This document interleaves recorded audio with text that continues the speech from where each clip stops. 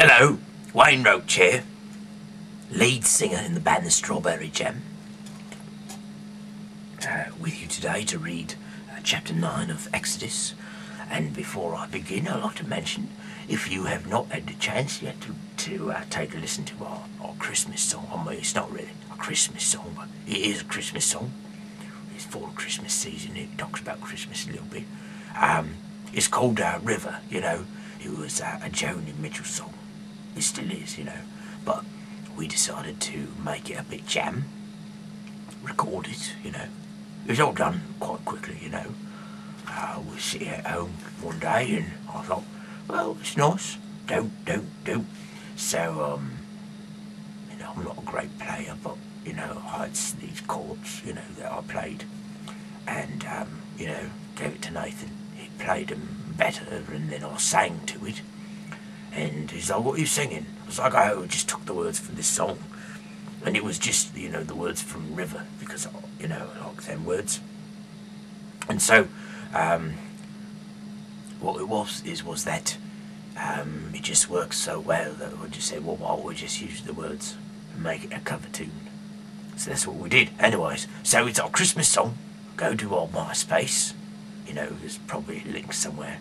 So, you know, MySpace / The Strawberry Jam Experience. And take a listen. Tell us what you think. You know, whether you think we did a horrible job covering the song. But anyway, it's Christmas, you know, it's getting to the Christmas season, and I'd like to say Merry Christmas to you all. And, you know, I'd say Happy Hanukkah, but I know I'm reading. Oh, sorry. I was going to say that if you was Jewish, you wouldn't be watching me read the Bible, but I'm reading the Old Testament anyway, so I guess that doesn't make sense now, but anyway, so if you're Jewish, then, you know, greetings to you as well. And if you're if you don't know what you are, I'm sure there's a lot of you out there, then, you know, watch a few more of these readings and see if you become something. Alright. Chapter 9, here we go. The Lord said to Moses, go to the king and tell him that the Lord, the God of the Hebrews, says, let my people go, so that they may worship me. If you again refuse to let them go, I will punish you by sending a terrible disease on all your animals, your horses, donkeys, camels, cattle, sheep, and goats. I will make a distinction between the animals of the Israelites and those of the Egyptians, and no animal that belongs to the Israelites will die. I am the Lord. I have set tomorrow is the time when I will do this. The next day, the Lord did as he had said, and the animals of the Egyptians died. But not one of the animals of the Israelites died. The king asked what had happened, and was told that none of the animals of the Israelites had died, but that he was stubborn, would not let the people go. That's right.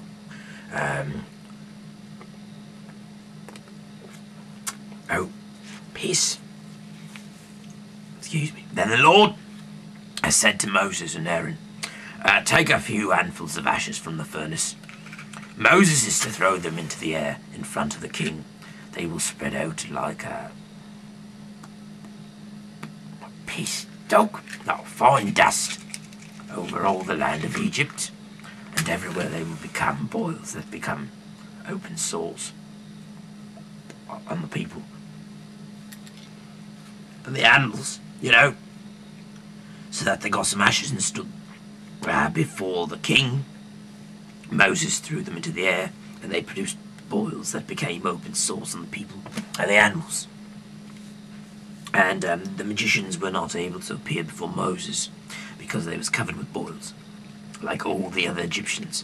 But the Lord made the king stubborn, and just as the Lord had said, the king would not listen to Moses and Aaron. Then the Lord said to Moses, early tomorrow morning, meet with the king and tell him that the Lord, the God of the Hebrews, says, let my people go, so that they may worship me. This time I will punish not only your officials and your people, but I will punish you as well, so that you may know that there is no one like me in all the world. If I had raised my hand to strike you and your people with disease, you would have been completely destroyed. But to show you my power, I have let you live so that my fame might spread over the whole world. Yet you are still arrogant and refuse to let my people go. This time tomorrow, I will cause a heavy hailstorm such as Egypt has never known in all its history. Now give orders for your livestock and everything else, and you have in the open to be put under shelter. Hail will fall on the people and animals are left outside unprotected, and they will all die. Some of the king's officials were afraid because of what the Lord had said. They brought the slaves and animals indoors for shelter. Others, however, paid no attention to the Lord's warning and left their slaves and animals out in the open. Then the Lord said to Moses, "Raise your hand toward the sky, and hail will fall over the whole land of Egypt, on the people, the animals, and all the plants in the fields." So Moses raised his stick towards the sky, and the Lord sent thunder and hail, and lightning struck the ground. The Lord sent a heavy hailstorm, with lightning flashing back and forth. It was the worst storm that Egypt had ever known in all of its history. All over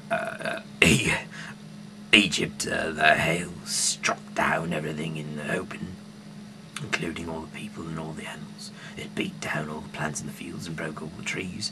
The region of Goshen, where the Israelites lived, was the only place where there was no hail. The king sent for Moses and Aaron and said, "This time I have sinned. The Lord is in the right, and my people and I are in the wrong. Pray to the Lord that we have had enough of this yonder thunder and hail. I promise to let you go. You don't have to stay here any longer." Moses said to him, "As soon as I go out of the city, I will lift up my hands in prayer to the Lord. The thunder will stop, and there will be no more hail, so that you may know that the earth belongs to the Lord. But I know that you and your officials do not yet fear the Lord God. The flax and the barley were ruined because the barley was ripe and the flax was budding. But none of the wheat was ruined because it ripens later." Moses left the king, went out of the city, and lifted up his hands in prayer to the Lord. The thunder, the hail, and the rain all stopped. When the king saw what had happened, he sinned again. He and his officials remained as stubborn as ever, and just as the Lord foretold through Moses, the king would not let the Israelites go. Not yet. And so that's chapter 9 of Exodus. We're continuing our journey through the pages. I'm Roach. Good night and God bless.